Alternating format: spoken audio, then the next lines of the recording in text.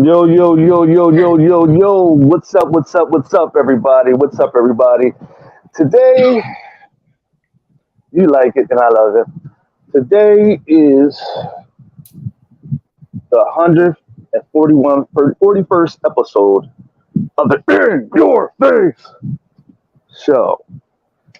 And I'm here with my main man. He's a legend in this thing, man. He's a comic creator. He's a movie producer, movie director. He's an actor. Here is Mr. Kevin Grevioux. How are you doing, sir? How you doing, man? Good to be here. And the name is Grevioux. Mr. Grevioux, Kevin Grevioux. Sorry about that. I'm always butchering people's names. Sorry about that, sir. Sorry about that. Don't worry about it. Okay. So, introduce yourself to the people. Hey, I'm just a regular guy trying to do comic books and movies. That's it. Not a problem. Woo! That's a G style. That's G. What inspired you to pursue a career in comics and movies and Hollywood? What inspired you to do that? Well, I've always been kind of like a monster movie buff. I didn't grow up when I was a little kid reading comics. I like monsters, monster movies. And so early on, I was interested in dinosaurs. Why? Because they were real monsters. So I started with that first, from the time I was, I think, 6 years old, looking at Godzilla, movies, Frankenstein, Creature, all that stuff. It wasn't until later that I got into comic books. I think I was 12. And it was a new experience. I had liked comics. I could probably put my hands on maybe about 10 or so by the time I was, 12 years old. But it really didn't take hold or take root as a hobby until I was 12. And when I was insatiable when it came to, reading, those great stories, and really getting involved into the medium. But I really had a desire to go into the field, any of the entertainment fields when I was a kid. My impetus for, I guess, science fiction was real science. And there was no way to do science fiction, or so I thought, as a profession when I went to school, Howard University in 81. So I was a science major, and I got my degree in microbiology. Wanted to go into research, in genetic engineering. And so, but it was when I was in, I guess before I graduated and before I entered grad school, I was inspired to get into the entertainment field of the movie business. By Spike Lee. Spike Lee had that movie, She's Gotta Have It. And I didn't even know brothers could direct movies. I knew Sidney Poitier, of course, had, done a couple. But that was not necessarily seen as a viable career option. And I knew no one in school who was studying to be a director. No one. It just wasn't done, most part, or generally speaking. But, I couldn't change my major my senior year. So when I was in grad school for genetic engineering, I took television and film courses congruently. And before the semester was up, I was like, well, I know what I want to do. I know which one I want to do. So from that point on, it was about trying to get into the industry, despite the fact that I didn't know anyone. So it was cool. And that's how I got in. Awesome. So, So, what was your proudest accomplishment in all that you have done in the industry? I mean, there are too many to really count because, you're just glad to be working and glad to be doing something. You know what I'm saying? Mm-hmm. I mean, you could say on one hand, it's Underworld because I wrote the original screenplay, played a character, produced it, and it got made. Getting something made is important. Right. That was a good one. And Frankenstein, sadly, like even though I love the script, the producers butchered it, and so it turned out awful. I know there are some fans of it, but that was just a terrible project. But it was important because it taught me some of the negative sides of the film industry, and even negativity can ultimately help you. It's kind of like Romans 8:28. All things work together for those who love God and are called according to His purpose. So, right, even the bad things that happen are eventually for your good, and that's the way you look at it. I also look at the Marvel and the comic industry. Now, my goal was to try to write my favorite character, like the Fantastic Four, or the Hulk, Thor, so forth. But that didn't exactly work out. The companies don't work like that. But I created the Blue Marvel, at least in part when I was a kid. And so I was able to, bring that to Marvel and have them publish it. And, I'm proud of that one, of course. But, it's my independent books that I like the most, more so than the ones I do for, or anyone else. So when you look at a character like Darkstorm that I created, Tamara Brazil in Rise of the Jinn, Gentara, Rise of the Jinn, which I am kickstarting soon. Yes, it is. About 6 weeks, So, those of you who are interested, sign up. My man here has a link, where you can sign up and, you'll be notified when the links are down in the comment box as well. Launch. So it's all good. So there are a couple of things I'm proud of. Awesome. So, how do you balance work and your personal life? Well, my wife helps with that. so it's like I better balance or else. So the thing is, you make sure you spend time with your family. My wife and I make sure we have date night. As often as we can. To keep the spark going. Because the weight of life can really get to you sometimes. Make sure I'm there for my kids. As they're going through college, things like that. Still working out, not as buff as I once was, but I'm getting back in the saddle. I mean, hey, you're a big guy, man. You're a big dude, I mean, when you put that costume on, you're as big as hell. I'm like, damn. I would hate to get hit by that, but so wearing the costumes that you're wearing, right? Mm-hmm. Are they like? Do they make you like sweat within them, like while you're wearing it, or like do you okay? For the most part, the costumers are very good and try to see to the actors' comfort. You know what I'm saying?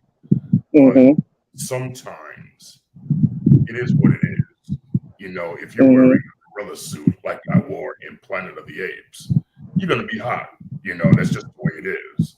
So there's nothing you can really do about it.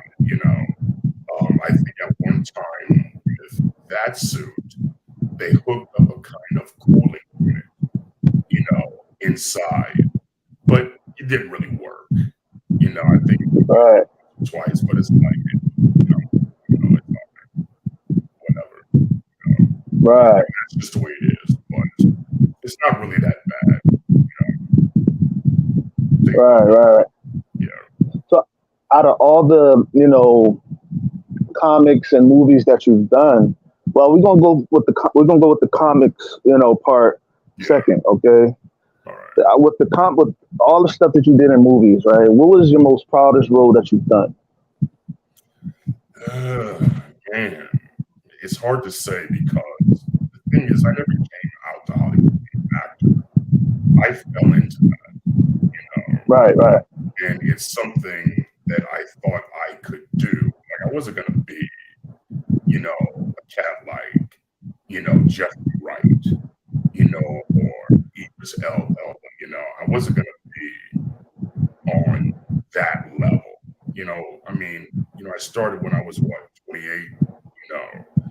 I did it because I thought I had a particular look and a build and an interesting sounding voice, and that makes itself to being bad guys, tough guys, henchmen, things like that. So I was under no illusions that I would be some kind of, great actor. So when you say that, what was my proudest role, it's like, well, as long as I'm working, anything, Right.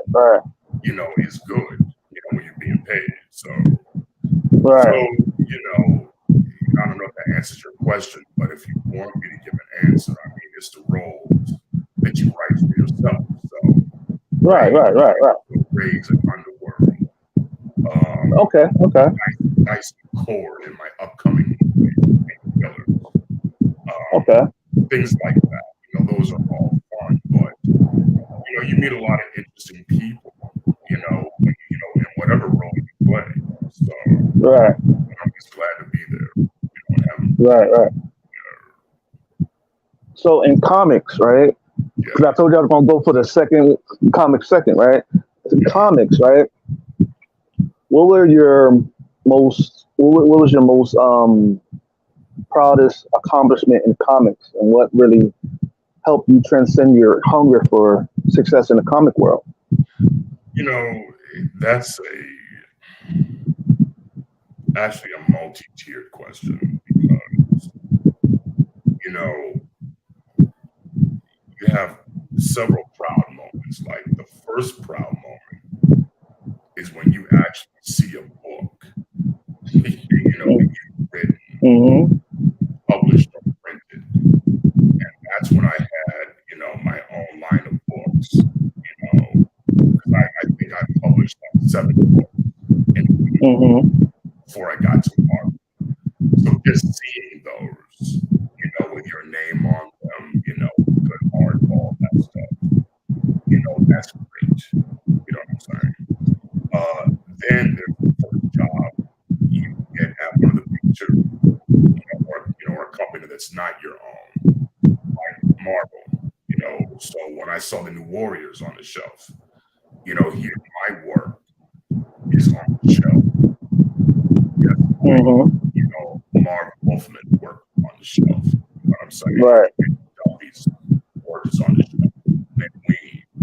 And you take a picture of your work bearing the Marvel logo is on all these books that are on the shelf. And you've been coming to comic book stores since you were 12. And now, you're in that position, so it's interesting, that's proud. And then of course, Marvel, when I got that out, because I was talking to a friend of mine, and someone told me, said, you realize you're the first Black writer that created a Black character at the big two. You know what I'm saying? Because the milestone, when I hear the milestone before we got Jesus, you know what I'm saying? Jesus required them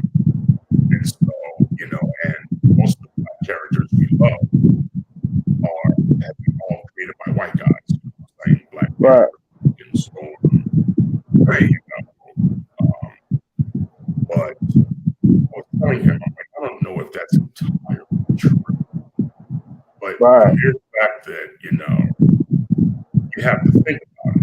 Because Marvel and DC have been around for 80 years. And you're going to tell me no brothers have been allowed to create, black characters, black writers have not created black characters. You come to think of it, I think, Trevor Von Eden was the co-creator of Black Lightning, and Marvel Jones was the co-creator of Misty Knight, right? Yeah, I think so. But I know Jeffrey Thorne, another guy who created a black character, at Marvel. So I just wonder why it takes so long. But that was a proud moment, So I've had a couple. Awesome. Hold on. Because it's so damn hot in New Jersey, so I had to have that fan on, man. Look, brother, I remember. I remember. You walk outside, it's like an oven. Hell yeah! What? Woo. You take a shower, you go outside, man. You got to go back and take another shower. You start sweating profusely. Yeah, man. But yeah. So like with the everything you were saying, man. Yes, having those accomplishments really goes on for your legacy, man, and that is a big thing to have in the comic industry, because if you're trying to make books and you're trying to transition from movies to comics, people are going to know you faster, and people are going to buy your product faster than a person like a person that's been here. You know what I'm saying? That's grown it. You know what I mean? Yeah. And but I didn't like the fact that a lot of people thought I transitioned to comics. I was always, I was an actual collector, before I got into the comic industry. I wasn't just some Hollywood guy, because someone said that once, that, well, but you're Hollywood and you came into the comic industry. I said, yeah, but I wasn't a guy who had never collected comics or didn't really like them. And then they call me and they say, okay, would you write this book? No. I have a, full collection of, Hulk or Tales to Astonish, Tales of Suspense. You know what I'm saying? Books that I've had since I was 12, a whole run of Silver Surfers, so I didn't look at myself as some also ran, just coming in, and them saying, would you like to do comics? No, I was, a true fan, so I look at myself as a little different. Right. True that. And that's what I understand. You know what I'm saying? That's what I say about a lot about people that's coming from other genre, other industries, you know what I'm saying, of entertainment to comics, man. It's the transition sometimes is hard, man, because you also got to deal with unknown personalities. You also got to deal with, situations where, like, okay, you may know about music, but dealing with comics is a whole big monster that you got to deal with. It's a bigger monster, you know what I'm saying? You got to deal with gatekeepers. You got to deal with all those people, and it's a different audience too. Comic audiences and comic people per se can be hard to deal with at times. You know what I'm saying? Because if you're not doing what some people like for you to do, they're not going to jump on the bandwagon as fast as they would jump on the bandwagon of a guy of Marvel or a guy of DC. You know what I'm saying? That's where I came from, DC. A non-comic fan to write comics. I don't get that. Yeah. Well, you know what, man? I mean, some things I get, even though I don't agree with them. I mean, a lot of people have to understand that, comics are it's still a business. You know what I'm saying? Exactly. They're going to follow the normal template or paradigm that businesses do, and so Right. they're going to try to change the product, if Right. they feel it's been stagnant. They're going to try to, Right. do different things to see if they can, produce some kind of spark, in the Right. media or the larger, audience space. They're going to try to do what they can to bring in a new audience, because if you think about it, like I'm an old man now. And, when I came into comics, I mean, they didn't have but like, I think Fantastic Four was at 162, something like that, so they had been around just over 10 years, so that's Right. like, that's like 2010 now, 2011. And so, Right. but, you didn't have to go over too much, if you were going to be a fan, all the books were accessible and the stories were accessible. But now, these editors, these writers coming in, are they really going to pour over 60 years of comic book continuity? No. Right. If I've they're heard a lot of I've heard a lot of guys come from movies onto the comic scene and didn't really make the transition. The They didn't have a smooth transition. You know what I'm saying? no. But I also say too, you can always blame the writer, and I think you have the right to do that. However, I think a lot of these guys are under orders. They're under Right. orders to execute an idea that some editor had, and Right. they might disagree with it, but it's like, you know what? I get to work for Marvel. Let me go ahead and, put my head down, keep my mouth shut, and go ahead and do the best I can and try to make it work.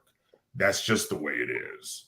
And there's nothing you can do. And these editors, a lot of people have to understand that, the way writing works now, from what I've seen in my own experience, because of the movies especially, if you're brought in to, write for Marvel and DC, the feeling is you got to be careful because you don't want to create a new character or give them a new idea that they're going to take and run with and make an entire TV show or movie franchise out of it.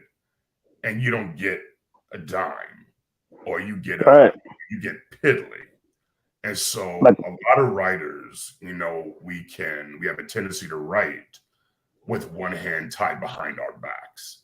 So it's like, okay, you're not going to get my best stuff, if I got to work for somebody else, but you'll get this. And that should be good enough, but I'm not giving you my best ideas. And a lot of editors don't like that. And I get that they don't like it. But if you're under orders and you can't write what you want to write. anyway, yeah, exactly, then you're going to I have destroy the incentive, right. I have a lot of friends that have wrote for Marvel and DC, and a lot of them didn't like it. A lot of them did, and I've had a lot of people Marvel have taken characters from Yeah. and took the rights from it, and that's why I always wanted to write for Marvel when I was younger, Marvel and DC, and I almost had that chance to do so, but something was like, you don't want to write for them because you got your own talent. Why would you waste it on doing somebody else's work when you got your own work you can do? Yeah. And And also, I think that makes sense. But I would also say this too. mhm. Scratch the itch. You know what I'm saying? Right. Write for Marvel and DC if you've always wanted to. If for no other reason you can say that you've done it and you've scratched that off your bucket list. You know what I'm saying? Right. You know, no one can tell you, oh, you'll never write for Marvel and DC. Well, guess what? The proof is in the pudding. You see it. I did it.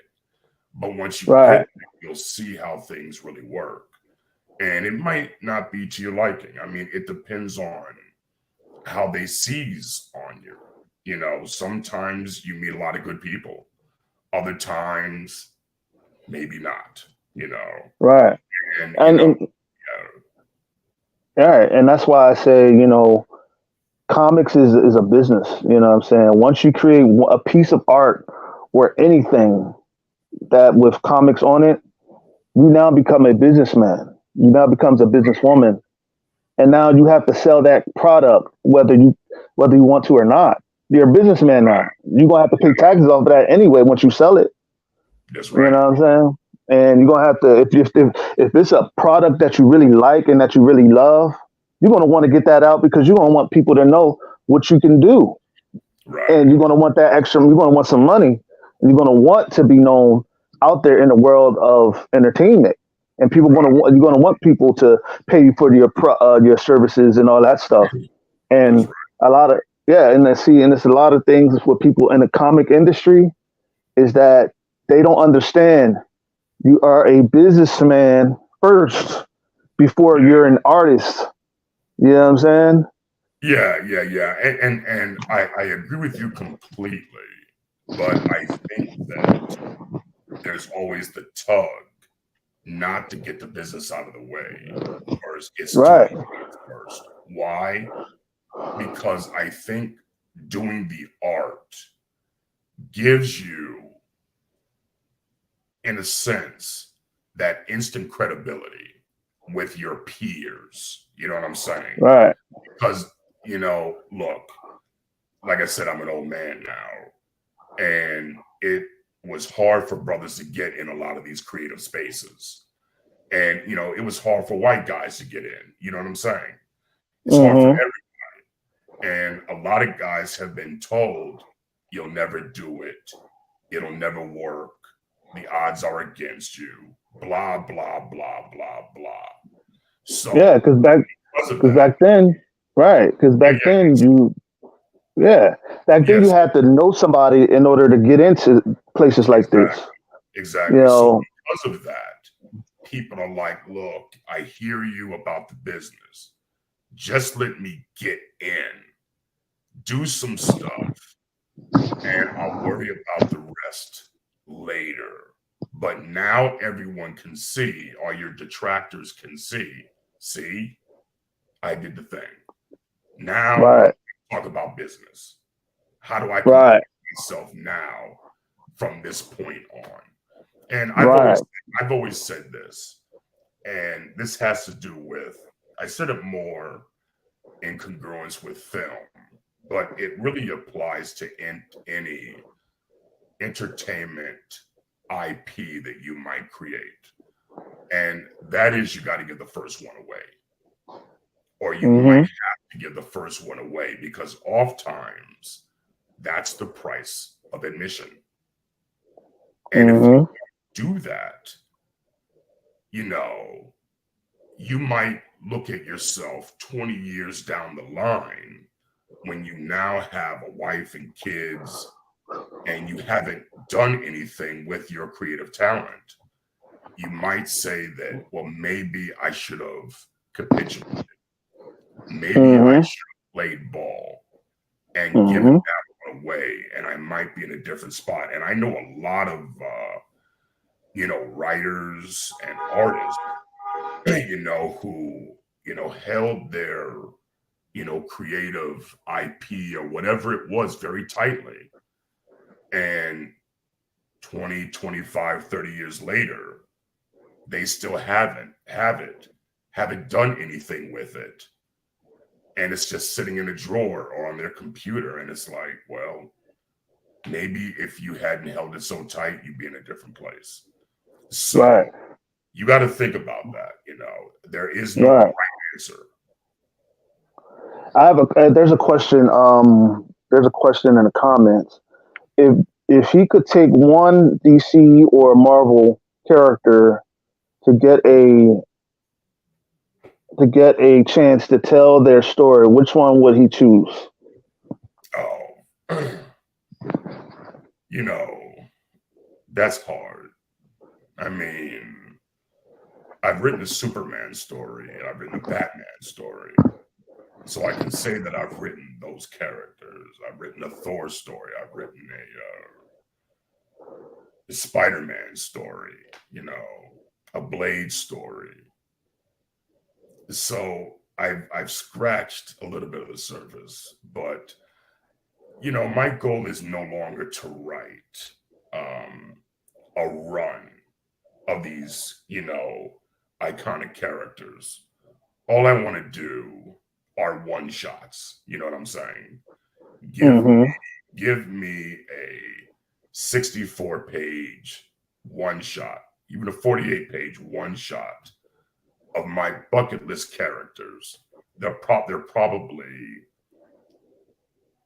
maybe 10 in each universe, and I'm cool, so I guess, the Fantastic Four, the Hulk, Thor, Superman, OMAC. Of course, I got a Batman story. I mean, I have a file with a lot of different ideas that I've had over the years for these various characters, but I've resigned myself to the fact that I might not ever get to do them. That's just the way it works. Right. So, when you're out in the public, do you have fans coming up to you saying that that they know you from a certain movie? Yeah, I mean, when I'm clean-headed, if I speak, people recognize me from Underworld, or they recognize my voice, but full beard, gray hair now. It happens less often. You know what I'm saying? Right. So, being in Hollywood and being in the limelight, what are some of the movies that you starred in that really helped your career take off? I mean, really, it was just Underworld.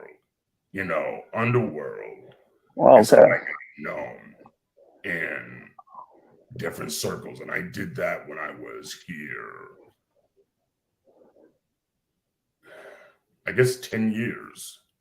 Oh wow. Because they say it takes 10 years for you to start getting things going. Now I had been in other movies. I had even written a Black Panther script for John Singleton back in 92 when he was attached to direct Black Panther,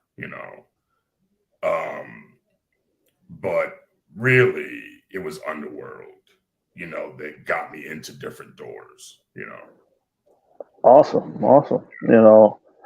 When you got that role, what was that role? What did that feel like? What was it like? How was your reaction to it?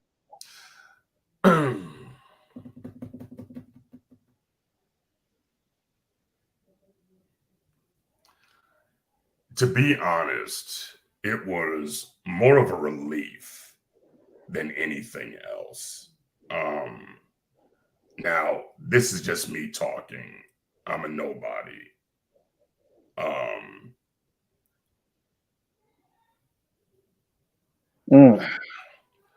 Okay, I'll say this. The fantasy with most things in life, the fantasy is always better than the reality. You know what I'm saying? Okay. I remember before, I got my first commercial, I was thinking, Lord, if I can just get my first commercial, I'll never ask for anything else. I'll feel like this, I'll feel like that. And then you get it, and it's like, it doesn't quite feel like you thought it would. I mean, you're glad to be there, but it doesn't. It's not this euphoric feeling that you think it is because now you have to get to work. And it was the same thing with playing Raze and Underworld. You're looking at your words come to life. You're looking at yourself and how you envision yourself to be when you're on screen. Massive muscles. Shooting these big guns, things like that. You're like, wow, what would it be like that? What would it be like when that finally happens? And it does. And it doesn't feel the same. You're just working. You know what I'm saying? And I attribute that to the fact that I don't know if mankind is really meant to be satisfied. I mean, truly satisfied by anything except for God. You know what I'm saying? Mm-hmm. So, not to get, go too far in that direction, but I just think that, it's true. It's good to be in these positions, but ultimately, they're just jobs, and you're just trying to do the best you can, Right. and get the next one. Right. So, like, become because of your stature in the comic and movie industry. Where do you feel like? Matter of fact, I'm gonna go a different route. Who are some of the people in these industries that helped your career and mentored you into being a better person and being a better actor and director? No one mentored me. I had to learn on the fly because people are really they're not very forthcoming with information. You know what I'm saying? Yeah. And sometimes you don't want to ask because of how they might comport themselves, and you still want to have a lofty opinion of them. Now, I've met people that I might have asked certain questions of. That has happened. Like, I was an extra on Star Trek. Oh, well, Star Trek Deep Space Nine. And I could have a conversation with Avery Brooks. You know what I'm saying? And he was forthcoming with whatever information or, answer, question, that I asked him. He was a good guy. Let me see.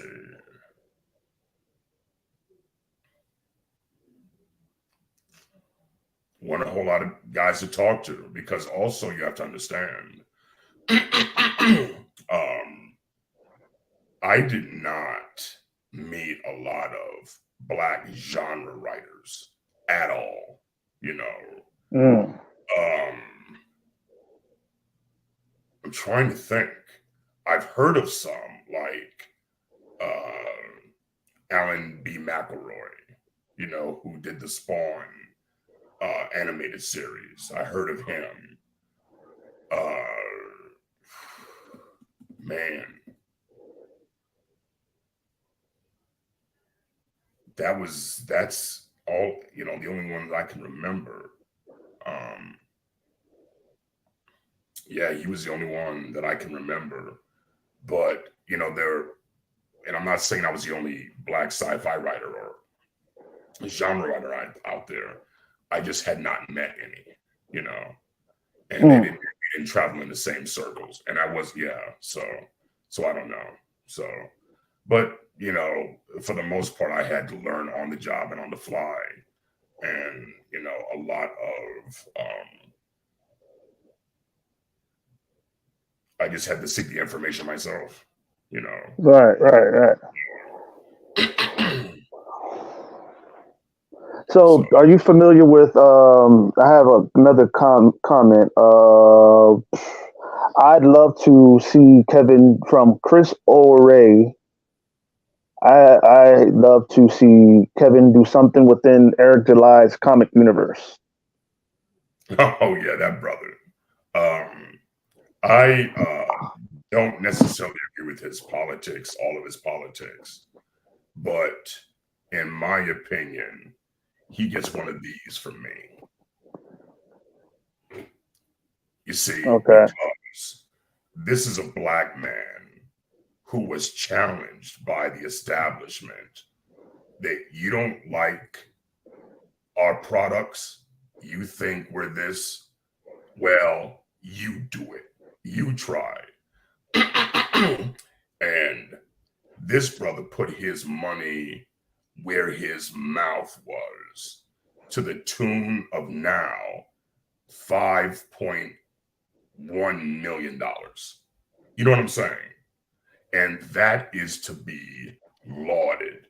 I have mad respect for a brother who does something like that, because as black men who've always been told we're inferior, he did what other black men throughout history have done and come out on top. You know what I'm saying? You look at our great heroes in the culture, be it Frederick Douglass, W.E.B. Du Bois, Benjamin Banneker,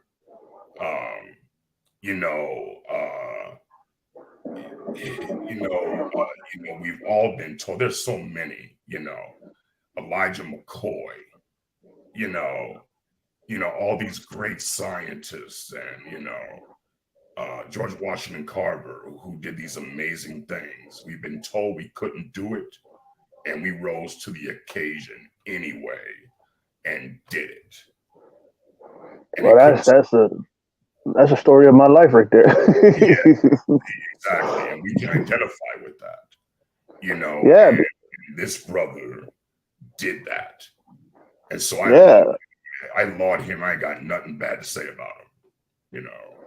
All right. And to be honest with you, I've really been hurt. I heard about his, work and all that stuff. I could care less about the politics. I'm not really political anyways. Fuck all the politics. But as me as a person, you know what I'm saying? I love comics and I love all other shit. I just want to do what I do. That's it. Yeah, exactly. You know what I'm saying? It's not really. Go ahead. No, I was gonna say, there's this movie that is one of my favorite movies that I think every brother needs to watch. And I think they need to take certain lessons from it.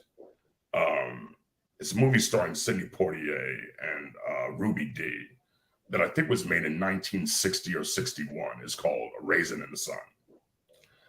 And basically, Sidney Poitier plays a character named Walter Lee who feels that the world has gotten him down, that they've taken things from him. Racism has stopped him.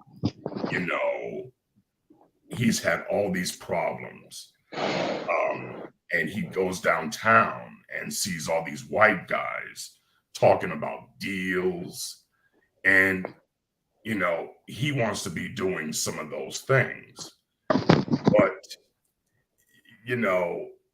on this chance he gets an insurance check from his mother, $10,000, and she won't give him the money, and he becomes a drunk, saying that women are holding him back, that this is why he can't get ahead, and all this stuff, talks all this trash.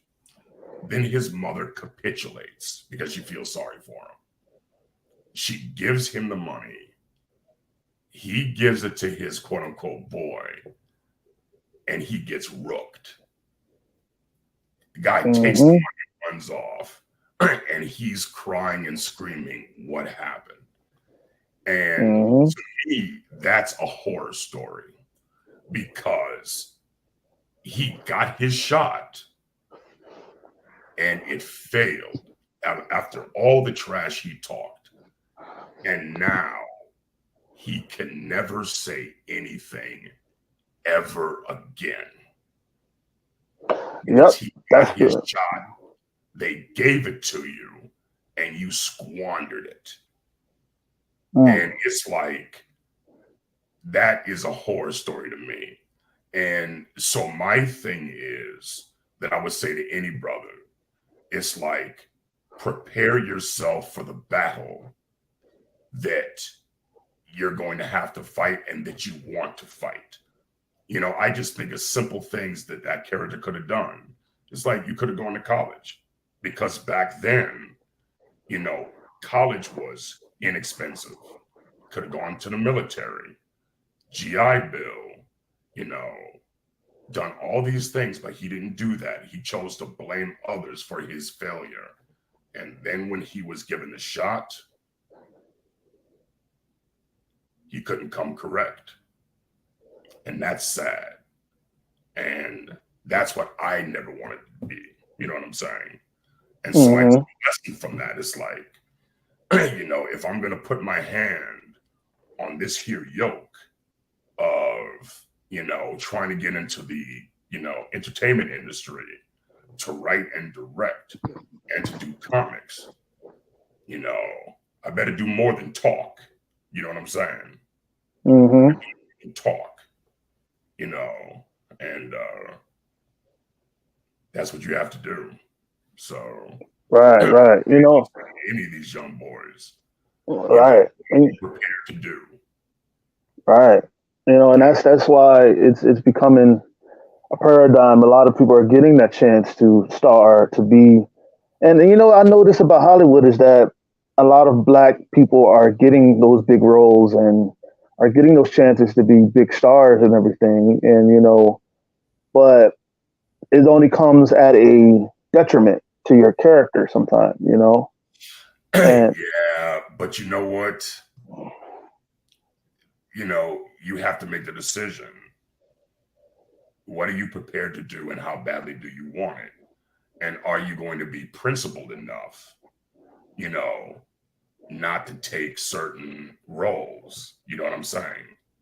Right, you know, right. If you play a drug dealer or a pimp, I'll pass. Right, right. Because that's stereotype. That's stereotypical right there. Yeah. You know, that's basically saying, yeah, it's basically saying only, oh, that's what they're worth. They're not good for nothing. They're not really good. That's what they're only good for, you know. Exactly. But that's how a lot of these people see us. And unless we show them something else, it's going to continue. But right.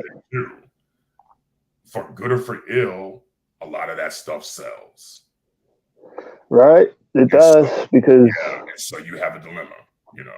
Yeah, because that's what a lot of folks, it's been forced down people's throats, and that's what a lot of people are brought up with in front of, you know what I'm saying? And we all come from the hood, my man. I come from Camden, New Jersey. That's all I've seen in my life. Growing up, shooting, killing, you know, seeing drug dealers on the street or in the corner, you know what I'm saying? I never really seen pimps, but I know a couple of them, but not heard of them, I mean. But just seeing a lower income housing, and I've seen a lot of Black folks just down in the dumps, right? And you know, and a lot of the hood, that's what the hood was built for Black people to never get out of it.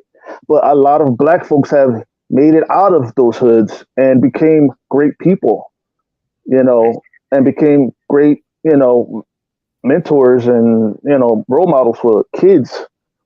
And, you know, it's crazy because it's a lot of people that stuck in the hood that had the same opportunities as me, you, and all those other people, that blame it on the next man, but you had the opportunity to do what I did and skyrocket or do something with your talents and stuff like that, you know.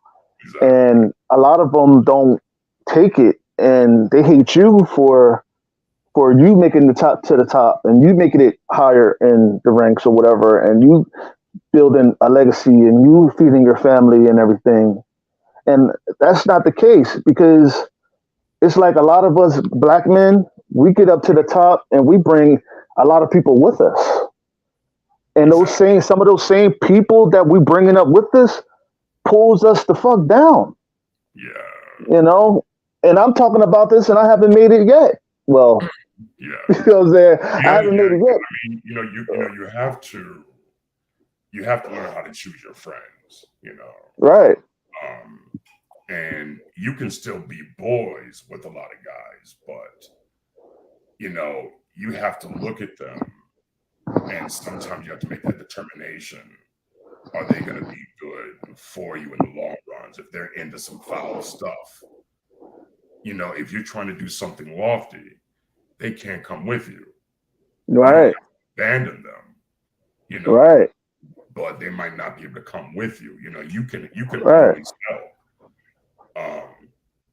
You can help in different ways. Right. You don't have to let them in, have a proximity to you where they can bring you down. There are Right. ways.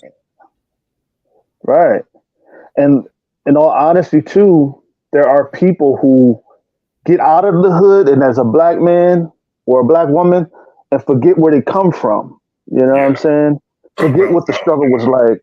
Yeah, forget what the struggle is like and look down upon people and treat those people that are on the ground and struggling and not trying to making it hard for make it, and they're looking at them like I'm better than you, and that shouldn't be right, wrong. You always have to reach back, right? Give back, give forward, and also be there for people who might need you. Especially your own people. Right. Be that other brothers and sisters in Christ. Other black folks culturally, because a lot of times you don't know what you don't know. Right. So, what I've done is through friends of mine at Howard, I've been able to mentor, different young people as far as trying to break into the industry or as far as being a kind of ear that they can bounce things off of, and they can ask me questions about, okay, wait a minute, how do I get in this business? What do I do?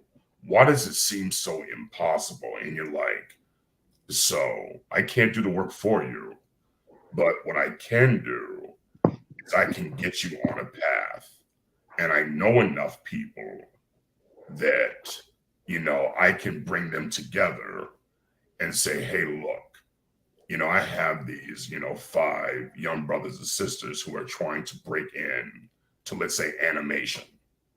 Now, having written animation and done voice work in animation, I have a decent sized Rolodex of people in the animation industry, but also other brothers in the animation industry. So I can pool them together and say, hey, can you talk to these young bucks and, tell them what's what. Tell them how they need to comport themselves to get in, how to prepare themselves, what they need to know, what skill set they have to have. And they're all too glad to do it. And that's what I would like to do more of. Right. And see, a lot of in this industry, in any industry, a lot of people want to be paid for their services. And I understand that. But sometimes, getting that quick pay, it's not forthcoming. Yeah.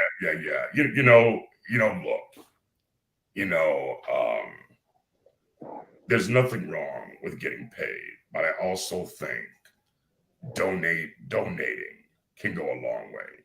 Exactly. Like one buddy of mine told me, the game is meant to be sold, not told. Right.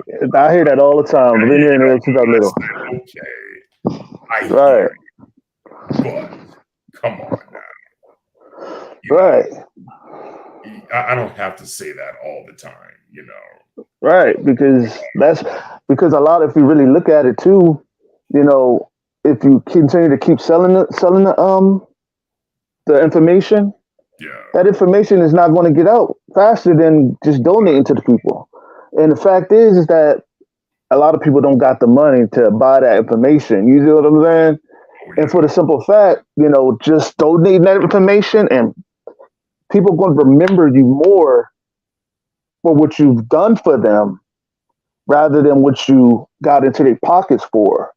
And Yeah. let's be real. Let's be real. I get it. I get it. People got bills, and people got families and everything. And I hear all that. I understand. I got to get what you got to get. You know what I'm saying? But also, you gotta know too.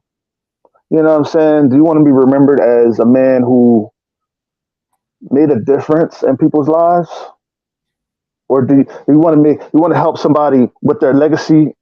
And because it's going to be a time where you're going to be coming down, and that person's going to be going up, Yeah. and you're going to need their help to stay up there where they're going. You're going to need their help to help you along the way. And that's why I keep telling people, when they do something bad to you and they're up on top, you know what I'm saying? You see it every time in comics, you see it every time in music, you see it every time in movies, where you get this big producer or this big director or this big actor, and they do something or say something against you, right? And they hit rock bottom so quick, right? So they on their way coming down while you're getting all these big roles and you making money on top of money, and you getting your longevity is building and building and building, right? Yeah. And all of a sudden they're coming down where you're going up. They're going to look at you, but like they're going to come and tell you, I apologize, or they're going to hate on you. But with how things is today, they're going to hate on you. But if they're a soft coming person and they learn the error of their ways, they'll come in there, talk to you, man to man or woman to woman, such and such, man to woman or whatever, and they'll be like, okay, I apologize for what I did and such and such. Can you help me with certain shit and with this thing and everything? And if you're bitter about that shit, what they did to you, then by all means, you know what I'm saying? I understand. But that situation, building that, and that shit going up, it's going to come a time where they're going to need you to help them where they're going. You know what I'm saying? And that's the honest shit, because a lot of people don't understand that shit. When you destroy bridges, you're potentially shooting yourself in the foot. You know what I'm saying? Potentially shooting yourself in the foot. And what I mean by that, if that person, because you're going to need that person or somebody connected to that person sooner or later. You know what I'm saying? So I would just say, keep them closer and your friends close. And what I mean by that is, yeah, man, because your friends sometimes can be your worst enemies. Yeah. And they can fuck you over faster than the people that fucked you over. Your enemies. You know what I'm saying? And that's true. But and what people got to understand, they got to understand it too.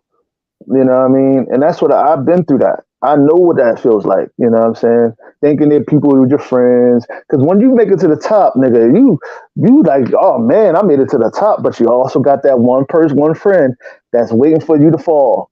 Yeah. Waiting for you to fall. And he's right there with you. And you brought him up with you. And he's waiting for you to fall so he can pounce on your ass and bring you down where he's at. And it's always happening.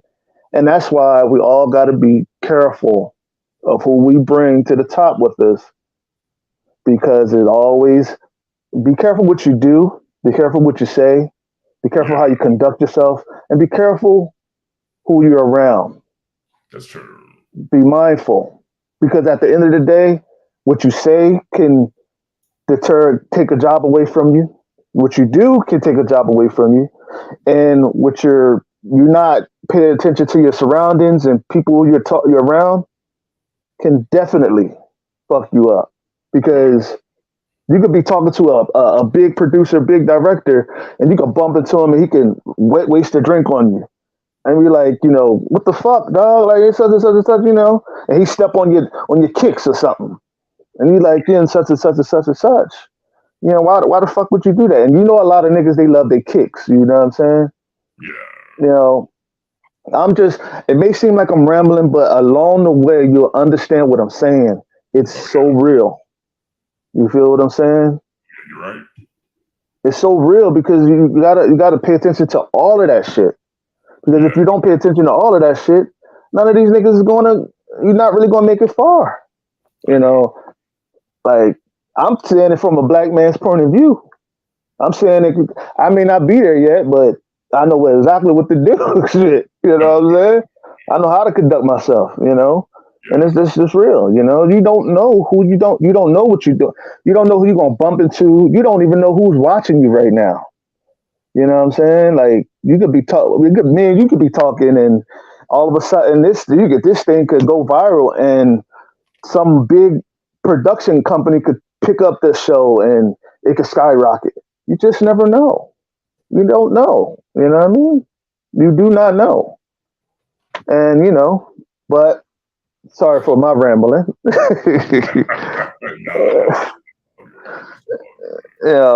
What is the most important lesson you ever have learned in your career? I mean, there've been a lot of them, some of them have to do with just the reality of, the game, like one of them was, it's a young single man's game. And so, you have to understand that your time is limited in order to quote unquote make it. Also another one, if you give up, you get nothing. Mm-hmm. Another one is, you have to do the work. What are you prepared to actually do? Like, I guess the best advice I got, a buddy of mine gave me, and I was having a hard time out here trying to figure things out. And he listened to me and he said, brother, he says, your situation is doable, but do you want to do it? You know what I'm saying? And I was like, dang, and that was, like I said, another way of saying, what are you prepared to do? I lived in my car for 6 weeks. You know what I'm saying? Mm-hmm. Trying to figure it out, save money, whatever I could, and people laugh at that and they might get mad, but it's like, that might be your path. You see what I'm saying? Mm-hmm. And that was my path. Didn't complain about it, but it just did it. Yeah, exactly. So yeah, that's something that it's a lot of things that we're gonna have to go through in order to get to the top. You know what I'm saying? Like being a comic artist, you're gonna have to spend some money, or you're gonna have to learn how to do it yourself. You know what I'm saying? Because in this business, I heard you got to pay your dues. You know what I'm saying? And they're not, and those dues aren't cheap.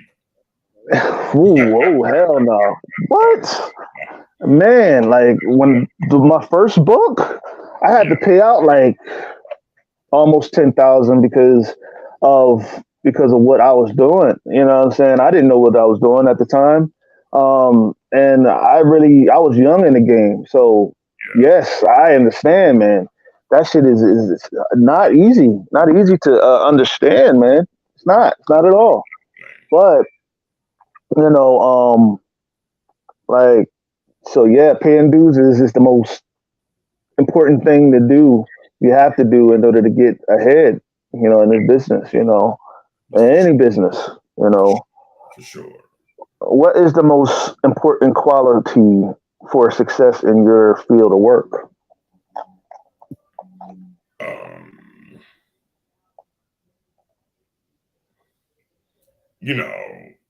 I would just say, discipline, the ability to, start a project and finish it, there's that. There's also, and, a willingness to take criticism. My only issue with that, it better come from the right source. If it doesn't come from the right source, then I say question it. Because sometimes, like you get a lot of folks telling you things like, "Here's the way you do it," and but they might not have done anything themselves, and it's like, well, can you really That's trust? your way. Yeah. Right. Can you really trust their opinion? Exactly. Now, yeah. But if they come at you with humility and they say, "Look, here's what you do. I didn't do this to my detriment, but this is what you need to do." That's a different issue. Right. I had an argument with a good buddy of mine about some things, relating to Kickstarter. And I remember he told me, "Now, I just gave you the plan on how to do it. Now, if you ask anyone else, you're a fool." And I'm like, right. "Well, what do you mean by that?" But I asked someone else, and they told me all these other things that he didn't mention. You know what I'm saying? Right. All Right. these other things that both are going to help my campaign and save me a lot of money. Right. And it's like, so you have to consider the source, Right. And it's you do need to be able to take criticism and listen. Right. Yeah. Right. And I see a lot of people will tell me, "Oh, you don't know how to take criticism." See, I know about all of that because I know when a person is being an asshole towards me and trying to force their words or their opinions on me and try to project what they want me to do or think I'm going to do. And I can also tell when a person is coming at me with humility and be like, and really trying to teach me and show me how to do certain shit and be hands on. I'm a type of person you got to be hands on with me. You can't just tell me something and I just go, "Oh, hey, this is how you do it." Can you be hands on with me? Show me how to do it. You know what I'm saying? Don't be all like, "Okay, well, bro, this you did this wrong, did that wrong, that." Then now you're just being an asshole. Now you're just trying to tear me down, trying to make me look bad. You know what I'm saying? Try to destroy me, try to destroy my character. Nah, you know what I'm saying? And that's an asshole move. Yeah, like you're not going to tell somebody how to. You're not going to tell somebody, "Oh, you did this wrong," and it happens in comics all the fucking time. It was like, "Do you want to critique?" That's just your way of being an asshole. That's not a critique. You know what I'm saying? That's just your way of being an asshole. That's your way of saying, "Oh, I didn't like that. I didn't like that. Change that." That's just your way of making it to fit your perspective, your way of thinking, and your way of doing things. You know what I'm saying? And that's what you deal with in the comic industry. You have assholes, but then you have people that's going to actually try to help you and going to help you better yourself and better yourself as an artist, writer, or businessman anyway. You know what I mean? And I know a lot of guys in this industry that love me, man, that really taught me a real good bit, that really sat me down and be like, "Look, bro, I'm gonna teach you the game. I'm gonna teach you how to conduct yourself. I'm gonna teach you how to do your shit and get it out there the right way." My guy Chris Williams, my guy China McCoy, a lot of guys, you know what I'm saying? Guys that really China McCoy is actually my mentor. Somebody that I really actually China McCoy. Who? China McCoy, the one, the creator of Bane. Oh, China. Yeah, China. Yeah, China is like one of my favorite people to be around and talk to because he always understood my message. You know what I'm saying? And he actually set me down, and we actually got to know each other. I knew him for damn near going on like I say 20 years now. Yeah. Going on, and this guy had really helped me mold myself into a great artist and a great writer and businessman, and at that too, you know. Yeah, I met China on an audition, I think, years ago. Yeah. Oh man. Yeah, they wanted all the big brothers, to come to this audition, and he was there, and I think that's where I met him. Oh wow, and see that's what I'm saying.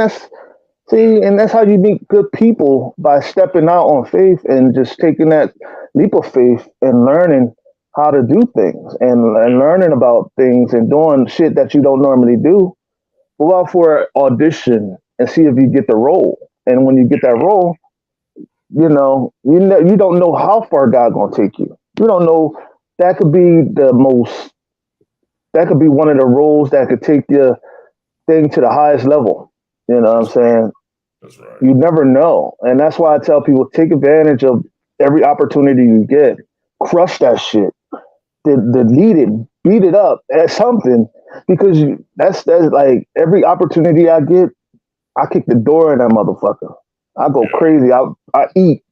You know what I'm saying? I'm hungry for success. I'm determined to kick the motherfucking door in and change the motherfucking game and the world. That's what I'm going to do. That's what I Yeah. plan on doing. And that's what a lot of people don't understand. I'm going to create the will. I'm going to be the best. And that's what Yeah. I'm going to do. But a lot of people don't understand creating a will. When you recreate the will, you got to have the components to recreate it. And I know I got the components. And you have to know that shit. Also, you have to have confidence in yourself in doing shit and doing comics for yourself. Oh You know yeah. what I'm saying? Yeah. Yeah. Yes, There you will be do. people, to bring you down. And Hell yes. I really thought this industry, Larry Stroman told me something that I didn't like, but I admit he was right, you know. And I used to think that, like, let's say the Marvel bullpen, right, was full of guys, laughing and joking and drawing comics all day. You know what I'm saying?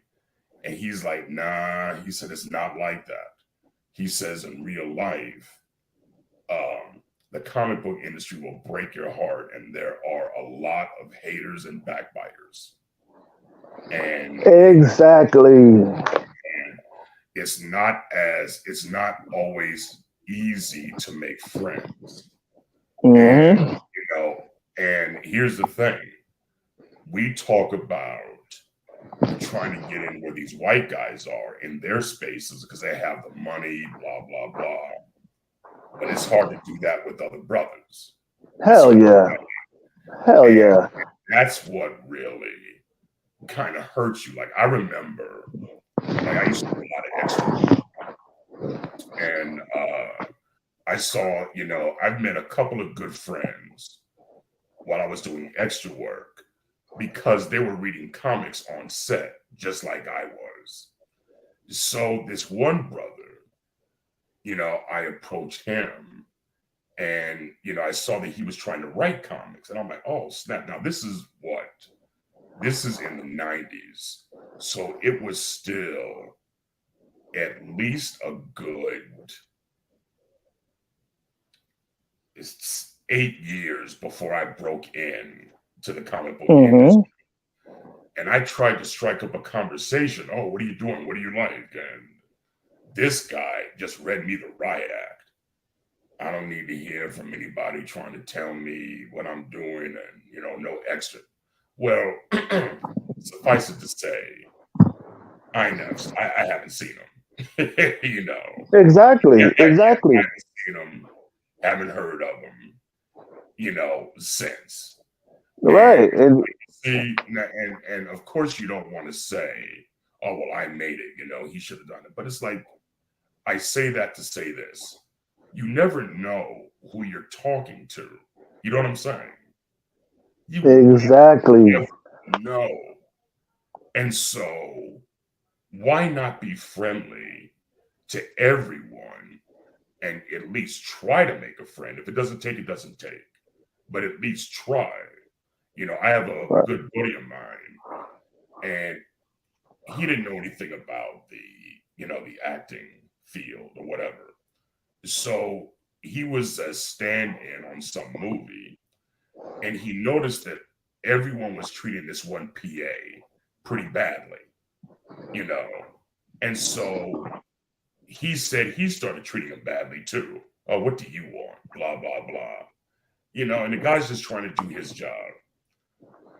Fast forward 30 years later, he is, I think he was an extra on this movie, and who walks up to him but the guy he treated badly some 20 or 30 years ago, who is now a producer of the film he was working on. You see what I'm saying?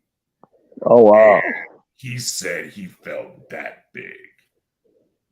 And it's like, because he remembered how he treated him. But this guy just looked at him. Yeah, hey, how you doing? I remember you. He said, well, what are you doing here? I'm the producer. And just walked away. That was that guy's vengeance. And it's like, ooh, man. Yeah, see, and that's yeah, see, and that like he felt that little because yes, you could be. That's why I said you could have the smallest role in a movie. That motherfucking role could take you to the motherfucking top. Yeah, that's true. And then the people that's treating you like shit, the people that's treating you like you the bottom feeder of everything. And I got treated like that. Trust me on this. I got treated like that plenty of times coming up in this industry. You know what I'm saying? Coming up in this industry, and I bull rush myself into where I'm at. You know what I'm saying? And I'm going straight to the top. So I'm sorry about that. Anyway, what I'm trying to say is that at the end of the day, those roles, those little results that you get turns into big successes. Yeah. Turns into a big success because never look down upon the small things because God looks at the small shit. You don't always look at the big shit because the big shit you always going to get. It's the small things that you take advantage of. There's the small things that you be grateful of. Because I heard this one thing where a person said to me, he said, be in love with the process. Yeah. Love the process, adore it, appreciate it. Because when you get to the top, it's lonely at the top. Oh, yeah. And when you're at the top, you could be miserable if you don't handle it the right way when you're at the bottom. That's true. You know what I'm saying? And I learned that a long time ago, man. And I appreciate being at the bottom right now. I love it. I adore it because at the moment I may not be making money, may not be maybe at my worst right now, but I promise you, this is just the beginning of greatness coming. And that's why I tell people you got to be ready for your chance because your chance can happen at the twinkle of an eye. Yeah, that's true. It can happen quick. It can happen 10 years from now. It can happen 20 years from now. That's like God telling you, I'm coming back. But you when somebody says I'm coming, that's like they could be around the corner. And around the corner could mean, oh, they down in the highway. They down, say for example, okay, Camden is near Philly. And a person could say, and your dad could say, oh, I'm around the corner, but he all the way in Ocean City. You know how far Ocean City and Camden is far apart from each other? Like 2-3 hours. If you really look at it. You know what I'm saying? And really think about that when that could happen, just like your chance could happen at the drop of a hat, twinkle of an eye, just like that. Yeah. You see what I'm saying? Oh yeah, for sure. And that's why I tell people it's not like, because while learning, you better get all the learning you can get in. Because if you do not get all that learning and learning patience, learning all that shit, when your time comes to reap that harvest, I promise you, if you don't learn it and you get that big lump sum of money, it's gonna fall right out your hands. You're gonna fumble it quick. That's true. And you're gonna spend it on some dumb shit. That is true. And you're gonna fumble and fall flat on your face, and then God is gonna be like, "See, told you." Told you wasn't ready. That's why I tell a lot of people, you want these big roles, you want this big contract, you want this big thing with Marvel and DC, you want this your comic book to go straight to the top. Okay, you're gonna go through hell and high water to get there too. If you really want it, you really want it. You want to take that narrow road? Go ahead. You're gonna learn a lot. You're gonna hit your head a lot, and you're gonna fall flat on your face a lot.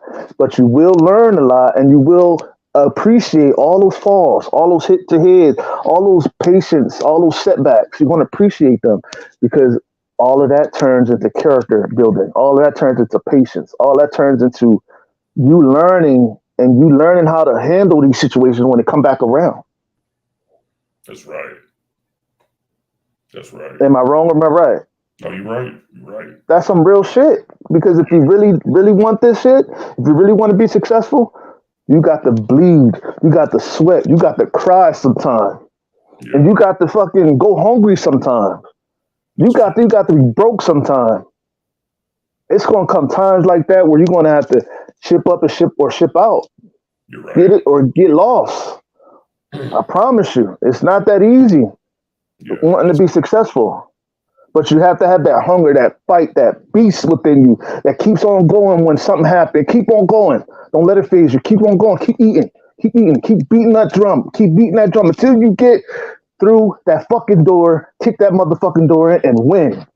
That's what you get. Yeah. I'm passionate about this shit. I love it. Because yeah, man, it's like, that's why I tell people it's not a game. When you want something so bad, you do anything to get it, but you don't do some dumb shit to get it. And what I mean by dumb shit, you don't make, and I see a lot of people doing that. They want it so bad that they're willing to fuck to get to the top, kill to get to the top, compromise your premise, compromise your morals and your integrity and your character, compromise all that shit, and compromise other people's morals and integrity. You know what I'm saying? No. Like, people, we wasn't growing up like that. We wasn't built like that. You know what I'm saying? I'd rather get it the earning. I'd rather earn that shit. I'd rather fight to get where I want to be and eat. Hungry. You know what I mean? But sorry about that, brother. I had to teach these people something, you know, something that I don't know if they know. You know, what's the most significant change you have seen in comics and movies in Hollywood per se? I think the fact that it's not movie people and comic book people running these respective industries anymore. You know, it's accountants, executives, people who thought it would be a good job, you know, to do this or that. I don't think for instance, I don't think comic book editors, you know, a lot of these guys or people didn't grow up reading comic books. You know, they didn't. They're looking for Marvel and DC because, hey, they're making these cool movies. It would be good to work there. And they might have gotten good grades in school. So they're given a job being an editor. And these are the people who are coming up with the storylines a lot of times, you know, and they find a writer to execute their ideas, but they don't really know the characters themselves, you know. Exactly. And that's why I tell people. That's why the stories, that's why a lot of people aren't buying the product or are not enthusiastic about the product. Like, I was just talking with a comic book shop owner here in Chicago a couple of weeks ago, and I asked him how the store was doing. He's like, it was doing okay. I'm like, well, what do you think the problem is? He says fans are not excited about the product. They're not. No one's excited about the stories. That's not to say that everything is bad, but when I was a kid, or at least in my freshman year of college, well, when I was a kid, it was different because you just loved your characters and you bought them regardless. But, when I was in college, my first or second year, I remember Marvel's lineup was stellar. I mean, you're talking, who was it? I think Paul Smith was on the X-Men. Bill Sienkiewicz was on Moon Knight. Walt Simonson was on Thor. John Byrne was on Fantastic Four. It was just one hit after the other. It was like, my goodness. And even DC, they had just started to get into the crisis. But they were putting out some good stuff. But, you don't have the equivalent of that now. You don't have icons writing and drawing the books, and the stories are not iconic. Why do you think, for the most part, they're not doing movies of the new stuff? They're doing movies of stories that are 20 years old or more, because that's when the stuff was exciting, Not so much now, not so much now. But what are you going to do, True. I think that a lot of the people that's running these companies, they can care less about the product. All they care about is money. You know what I'm saying?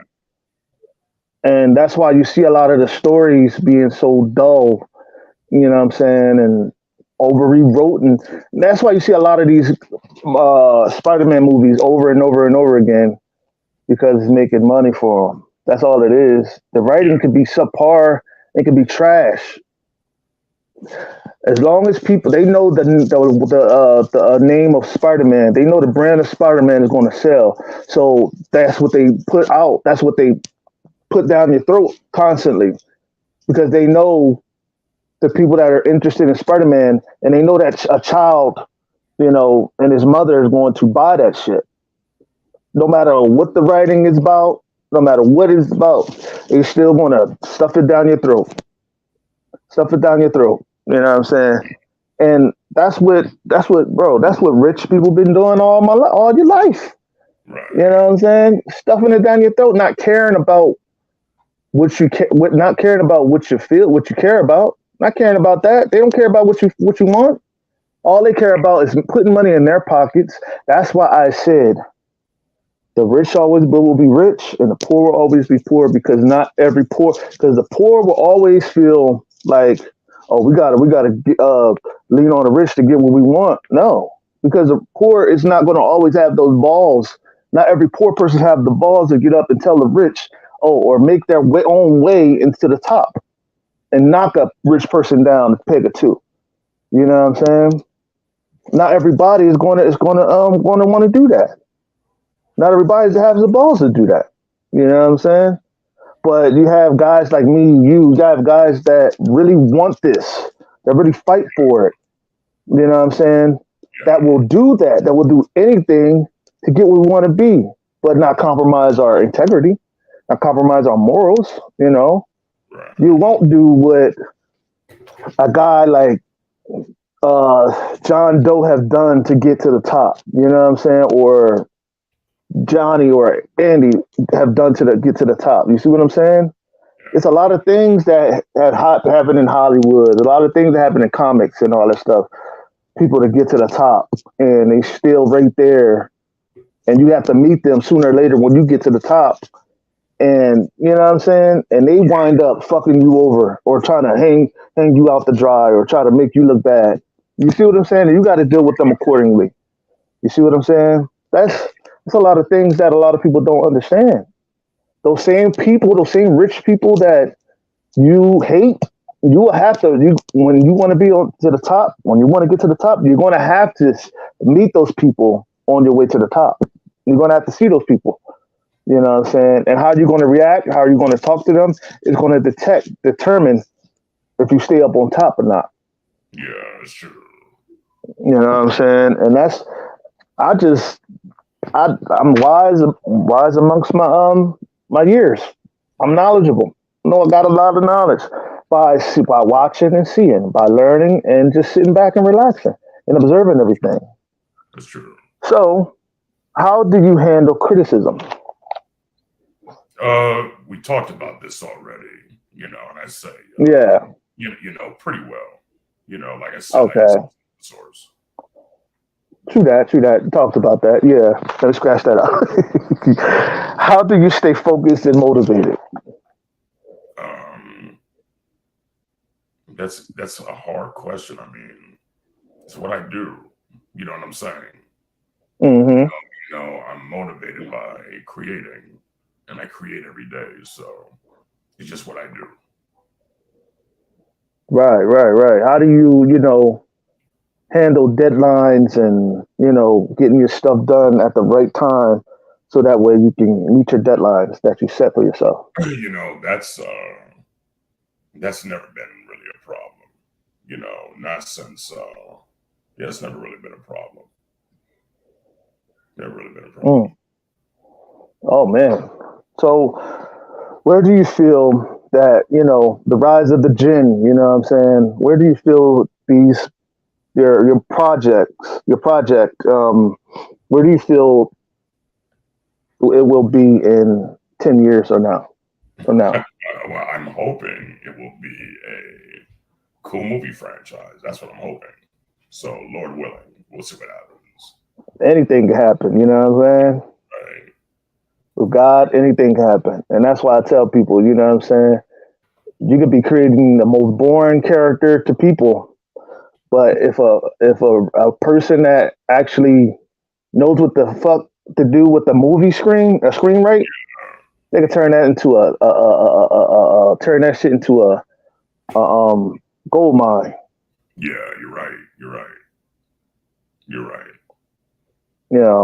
But that's all we have for y'all today. Cool. Thank y'all for watching. It's been well, and I'm here with my good brother, Mr. Grevioux over here, Mr. Kevin Grevioux, and it's been well. And what you have to say to the people, for your Kickstarter and Well, first off, thanks for having me. It's been a blast. I want the audience to check out my Kickstarter for a project called Gentara. You can see the link as it's scrolling by. Make sure you sign up so you can be alerted when it goes live. There's a link on my website. In fact, I'll put it in. I could have sworn I had that link, but yeah. I think you did. Yeah, I forgot. You have the link there. Sign up so I can get your emails. So you guys can be on the alert as to when it comes out. And it's a cool project. It's one of these things where I try to do cool characters that I wanted to see when I was growing up. And I think audiences will enjoy it. It's gonna have new material, the artist is great, M.O. Bondic, great guy. It'll be really cool.